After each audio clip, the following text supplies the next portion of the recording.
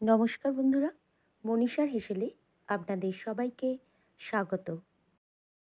আজ আপনাদের সাথে শেয়ার করব করলা আলু দিয়ে রুই মাছের পাতলা ঝোলের রেসিপি। রেসিপিটি অত্যন্ত স্বাস্থ্যকর একটি রেসিপি। খুব কম উপকরণ দিয়ে খুব সহজেই আপনারা বানিয়ে নিতে পারবেন। রেসিপিটি বানানোর জন্য করলা আর আলু কেটে নিয়েছি। जिया जाए कैसे कैसे जिया जाए तुम बिन सदियों से लंबी रातें। এছাড়া একটি পেঁয়াজ কুচিয়ে নিয়েছি। আলু এবং করলাটাকে ধুয়ে পরিষ্কার করে জল ঝরিয়ে রেখেছি।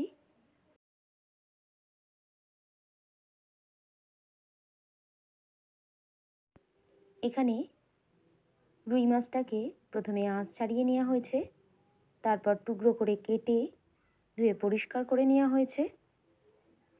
মাছটাকে অল্প কিছুক্ষণের জন্য ভাপিয়ে নেব। মাছের টুকরোগুলো কড়াইয়ের মধ্যে দিয়ে দিলাম।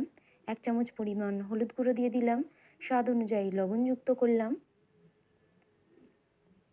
অল্প কিছুটা পরিমাণ জল দিয়ে ঢাকা চাপা দিয়ে ভাপিয়ে নেব মাছগুলোকে কিছুক্ষণের জন্য। জিয়া যায় कैसे कैसे जिया जाए तुम बिन। মাছগুলোকে ভাপিয়ে নেওয়া হয়ে গেলে একে একে সমস্ত মাছগুলো ভেজে নেব।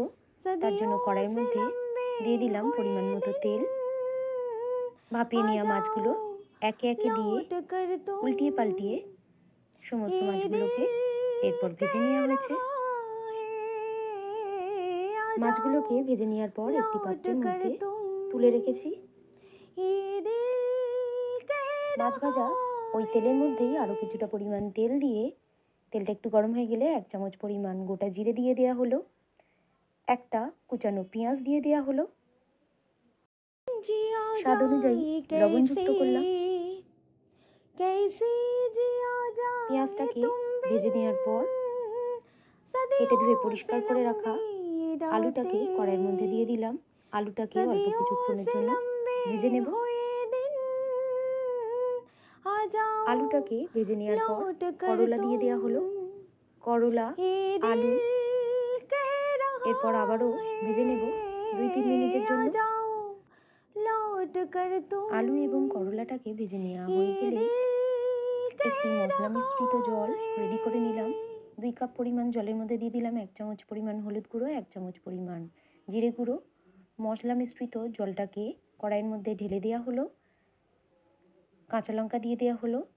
ঝোলটাকে ফুটতে দেব ঢাকা চাপা দিয়ে 2 থেকে 3 মিনিটের জন্য। সবজিগুলো সিদ্ধ হয়ে গেলে ভেজে তুলে রাখা মাছগুলো একে একে কড়াইয়ের মধ্যে দিয়ে দেওয়া হলো।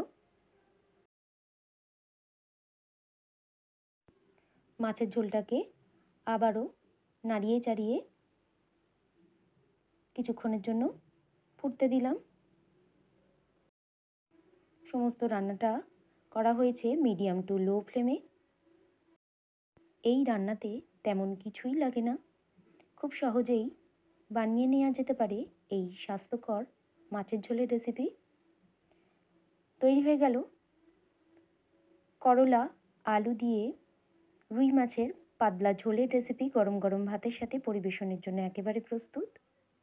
আজকের এই রেসিপিটি যদি ভালো লেগে থাকে বন্ধুরা, তাহলে আমার এই ছোট্ট চ্যানেলকে অবশ্যই লাইক করবেন, কমেন্ট করবেন, শেয়ার করবেন। আর চ্যানেলে নতুন কোনো বন্ধু হয়ে থাকলে চ্যানেলটিকে সাবস্ক্রাইব করে পাশে থাকবেন। এই ধরনের রেসিপি সবার প্রথম দেখার জন্য পাশে থাকা বেল আইকনটিতে প্রেস করে রাখবেন। রেসিপিটি শেষ পর্যন্ত দেখার জন্য আপনাদের সবাইকে ধন্যবাদ। সবাই ভালো থাকবেন, সুস্থ থাকবেন।